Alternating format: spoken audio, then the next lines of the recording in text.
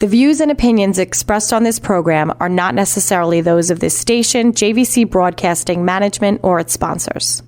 With so many people living longer, the fear of outliving your money becomes a reality for many of us. Will I be a financial burden? Will I outlive my money? How will I be remembered? My name is Neil Himmelstein, president of Main Street Planning Group. Please contact me by visiting mainstreetplanninggroup.com. That's mainstreetplanninggroup.com, or call 631-647-4694. I will introduce you to strategies that will guarantee you will not outlive your money, that can guarantee you will not be a burden on your loved ones. Through a collaborative approach, we will uncover solutions that offer tax-efficient strategies, lifetime income, and legacy planning, choice, organization, direction, and education. That is the code we stand behind. Contact mainstreetplanninggroup.com. That's mainstreetplanninggroup.com, or call 631-647-4694. And listen to me every Friday at 3 p.m. as I host the Main Street Code for Financial Success, right here on 103.9 LI News Radio. Good afternoon. Welcome to the Main Street Code for Financial Success. I'm your host, Neil Himmelstein. I'm here every Friday at 3 o'clock. And when we talk about our code, we talk about choice, organization, direction, and education. We help hundreds of accountants, attorneys, and advisors across the United States with insurance needs, especially life insurance, annuities, disability, long-term care, and if need be, life settlements where you might want to sell your policy. And we are experts in that area. We're completely independent. We represent 30 different insurance companies, so we're not committed to anyone. And when you need to put your team together, we can help you put your team together. If you don't have an accountant, attorney, and insurance guy and a finance guy, and they're not all on the same page, that's a problem. So we try and coordinate everything for you, like we do with other things. And today, we're very fortunate to have with us a guest, Frank Rivera. Say hello, Frank. Hi, how you doing? I'm doing fantastic. Frank, I met, I think in 2010 or 11, I believe. You know what? I met you right around the time when I was going through something. Mm-hmm. So tell everybody a little bit about yourself, Frank, because you're a unique dude. Okay. Well, yes, in 2011, I was diagnosed with this rare disease. It's called sarcoidosis. And I actually was misdiagnosed in 2004, down when I was living in Florida at that point. And it was a rough change of lifestyle for me. I was a runner. I used to run. I went to college for running. I got a full scholarship and the whole deal. Broke 4 minutes in a mile. Wow, really? Yeah. And then one day, I went out to go for a run, and this was in 2004. I was running 5 to 10 miles every morning, and went out. I got about a quarter of a mile, and I could not breathe. Oh, boy. I don't know what was going on. I came out of nowhere. So I ended up rushing over to the hospital because I felt like a heart attack. That's how bad it was. And I went to the hospital. They did x-ray, and they saw that I had masses in my lungs. And they also did a biopsy, and they misread the biopsy. Oh, boy. Yeah, this is the fun part of it all. Told me I had lung cancer. Oh, no. Yeah. So I went one step further. I went through 4 years of chemo and radiation for a lung cancer that I never had. Oh, that sucks. Yes, just a bit. Yeah. Well, this disease is a very rare disease, sarcoidosis. It's a autoimmune disease, yes, much like lupus and Lyme, and these autoimmune diseases, they go through different organs and take different shapes, sort of. So very often it's misdiagnosed. Yes, yeah. Most of the time it is. And like, if you look at it through like the x-ray, it does look like cancer. You know, but I mean, a biopsy, yeah, you should you should know the difference. But other than that, yeah, it does take shape, and it forms anywhere in the body, right? Any major organ, including your skin. So yeah, it's all over. Yeah. Well, I met you because I didn't have lung cancer, but I all of a sudden around the same time, 2010 exactly, I know the date very well. Mm-hmm. I noticed I was having all kinds of weird blood tests and things were going on. My spleen was enlarged. This was happening. And luckily, I have some doctors in my family, and behind the scenes, we went through this whole journey of discovering what it was. And the only time I'd ever heard of sarcoidosis was when I watched House. Yes, House. And House, House was this TV show that came on with this doctor, and anybody that came in that had weird things going on, the first word out of his mouth was sarcoidosis. I'm like, oh, what the hell is that, right? Exactly. Yeah, it's pretty crazy. So it is often misdiagnosed because it goes through the lymph nodes and travels much like lymphoma and lung cancer and other things. And a lot of famous people have died from it and going on. But Frank took it a step further, and he started a society. Yes, I started my own organization. It's called Sarcoidosis of Long Island. I started it in 2011, and it's been going strong since. Wow, it's amazing, because that's when I met you. Yes, exactly. Because, I'm one of these guys, when I'm looking for answers, because we all go down this path where we're looking for answers. And it was suggested to me, well, why don't you check out a society that knows this? And here's why. The problem with this or any other autoimmune disease that I find, when you have multi-organ involvement, you have multiple specialists that you start going to, and they all may take you down another path. Exactly. You're smiling because you've been there and done that. Definitely. So, and a lot of doctors don't really know what this is, so they only know what they're used to seeing and what's happening, and they make their thing, and all of a sudden you find yourself going here and going there. And part of financial planning is coordinating everything and getting and preparing yourself and having a person in the middle. Mm-hmm. See, I have doctors in my family that I rely on, and I also appointed one doctor at the time when I was going through this as my gatekeeper. Yes. Because I said, okay, which guy do I trust most who's got my interest, or woman, has my interests at heart, and can help guide me through this process, because doing it by yourself is a nightmare. Oh, yeah, it definitely is. It's a nightmare. And I actually met with a neighbor recently because he's going through stuff, and it's not just this disease. COVID has led to a lot of weird diagnoses and things. The after effects, not the beginning, the after effects. So I get this path. So how do we prepare for this journey or path? Health path is very similar to financial path. We don't know what's going to happen tomorrow. You had a very nice job. You were in a construction company, right? Yes. I had my own construction company, and unfortunately, because of the heavy dust that comes with the construction, is one of the reasons they believe I got my sarcoidosis from. And so I couldn't do it anymore, unfortunately. So in 2014, I actually had to go on disability. I was married in 2011, so same time as I got diagnosed with sarcoidosis is when I got married. God bless my wife, because I don't know how she married me knowing that I had this disease, and she really has done amazing job. She's the one working. I'm unfortunately, like I said, on disability, collecting Social Security, and it's been tough. It's been very tough. But And we can't predict the future. Yeah. And unfortunately, financially, you took a hit, I'm sure. Oh, yeah. And that's troubling. And people think, I know in your 20s you think nothing can happen to you. You can leap tall buildings in a single bound. In the 30s, you start to say, maybe I'll throw a little more caution.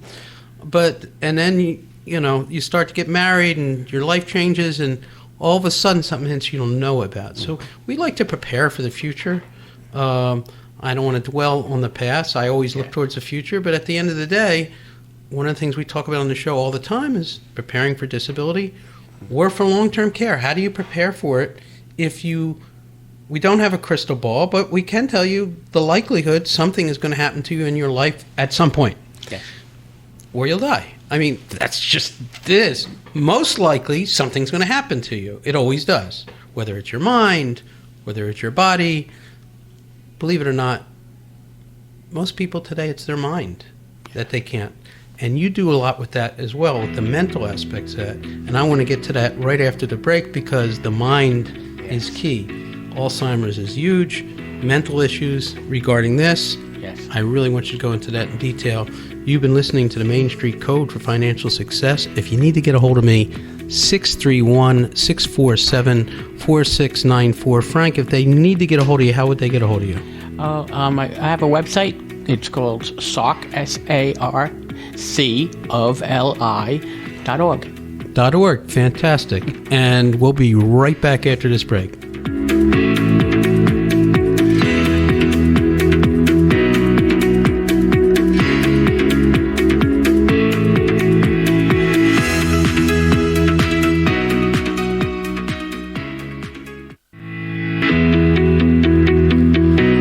Welcome back to the Main Street Code for Financial Success. I'm your host, Neil Himmelstein. I'm here today with Frank Rivera. Frank had started the Sarcoidosis Society of Long Island. He's a big advocate for sarcoidosis and rare diseases.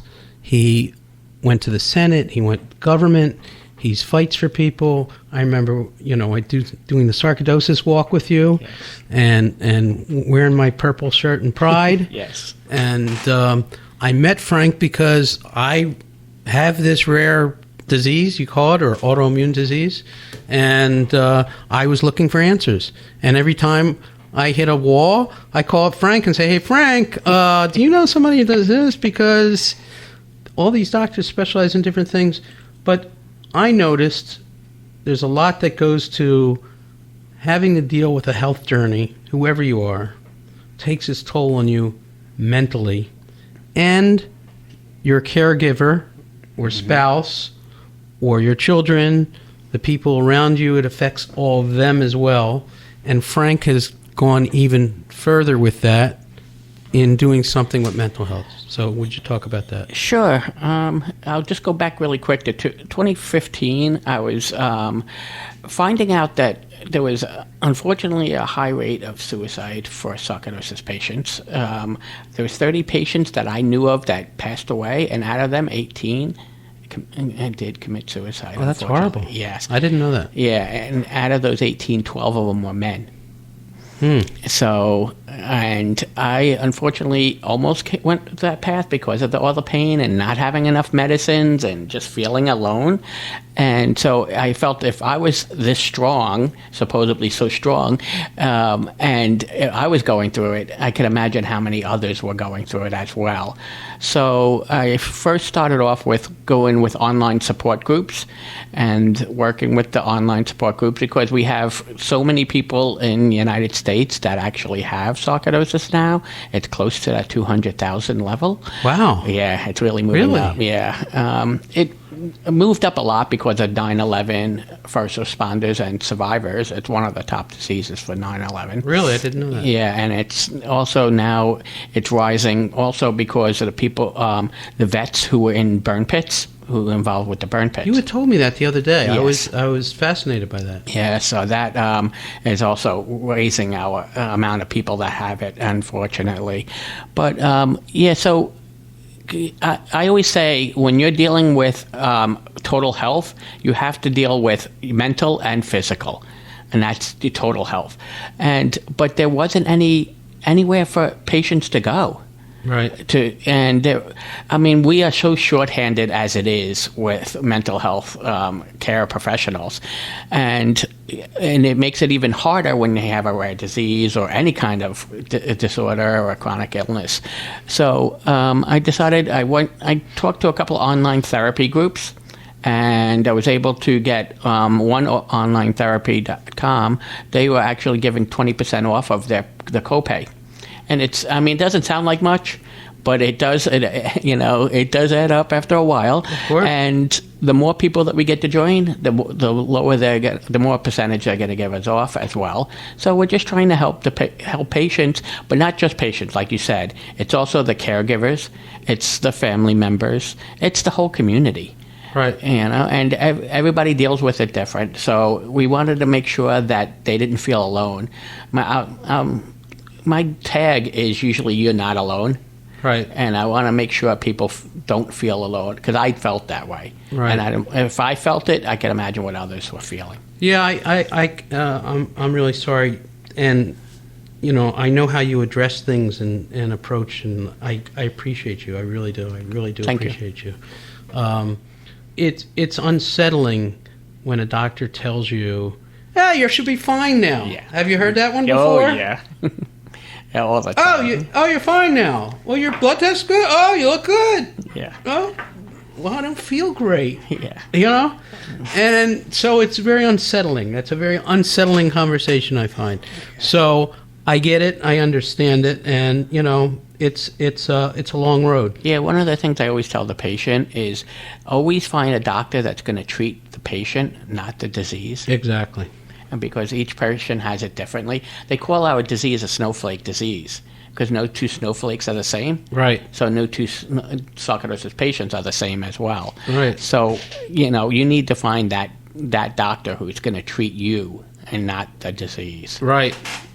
Yeah, you need people, and unfortunately, with the way our medical system has gone, it's really a numbers game with a lot of these doctors. You go to one, I've been to every little group here on Long Island, and it's like sometimes you feel like a number, and it's like, okay, I got my 35 minutes. Next. Exactly. It's that's not what I want out of a doctor relationship, and I'm sure you witness the same. The other thing is you want to work with people that work with other professionals, and they can talk to one another. If they're separate and going in different paths, just like financial planning, it's exactly the same. Yes. You talk to your accountant, he says, well, you can't afford that. Oh, you should just buy this. Or you listen to Susie Orman on the radio. Oh, buy term invested. It doesn't work. Sorry, Susie, you're wrong.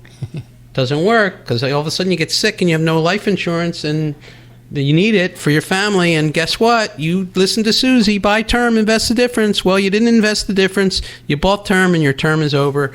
Have a good day. Yeah. Thank you, Susie. Sorry. Call out to Susie Orman, because I know people who love her. She's very, very warm on the air, and does a great conversation, and thinks she has you at heart. She doesn't. But that's what she is. That's what it is. So don't listen to the TV people about how you're feeling about your feelings. Yes. It's never one size fits all. No, it's not. So you want doctors, and you want to question your doctors too. Don't be afraid to question your doctors. I think that's very important.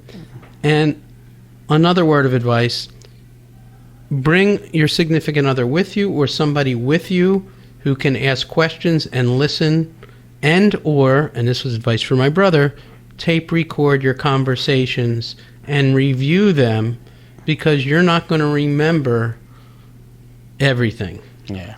And there's a lot of details, right? Yep. As a patient, you're thinking about the physical aspects and everything, and your mind is going 20 miles a minute. Oh, yeah. So having that extra person there, or like you said, recording it, so that's what I do with my wife. I record it, and then I let her listen to it, and then she'll be like, oh, did you forget about this, or did you?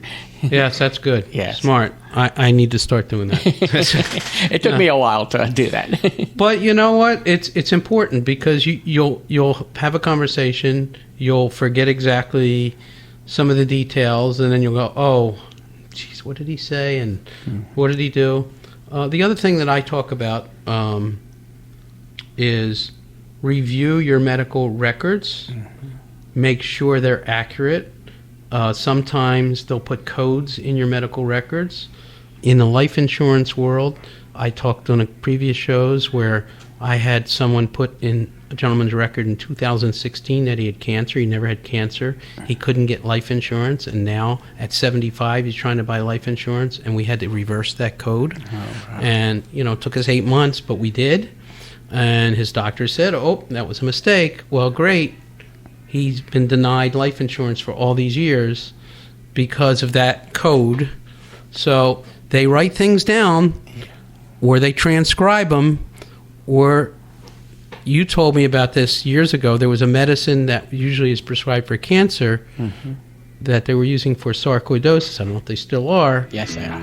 they had to code it as cancer so you could get the medicine, which is you don't have cancer, but you're taking medicine. In my world, in life insurance underwriting, we see this very frequently. So know what you got. That's why you work with professionals. Listen, if you need help, Frank is a great guy to call or a great guy to contact. How do they contact you again, Frank? sarcofli.org. How do you spell that? SARCofli.org. And thank you, Frank, so much for doing the show. If you need to reach me, have any questions whatsoever, you want to get a hold of Frank, give me a call, 631-647-4694. Have a terrific weekend, everybody. Have a great day. Bye-bye. The views and opinions expressed on this program are not necessarily those of this station, JVC Broadcasting Management, or its sponsors.